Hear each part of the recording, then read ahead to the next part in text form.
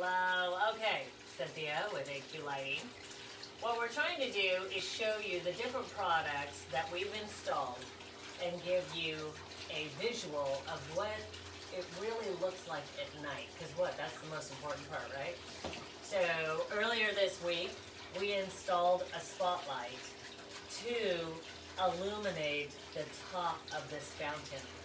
And if our cameraman's able to stand further away, you'll get a chance to see it. But it nailed it. There was a math equation that if you look at the other video, this is a 15-degree beam spread, so we knew exactly where it was going to hit. So that was the beam spread we picked, but it just looks spectacular.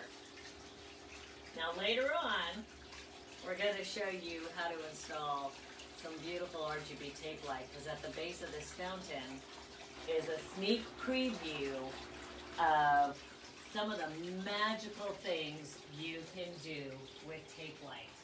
And this is on an automatic rotation. We can stop it on a color if we want. We just don't want to. So we're going to allow the RGB tape light.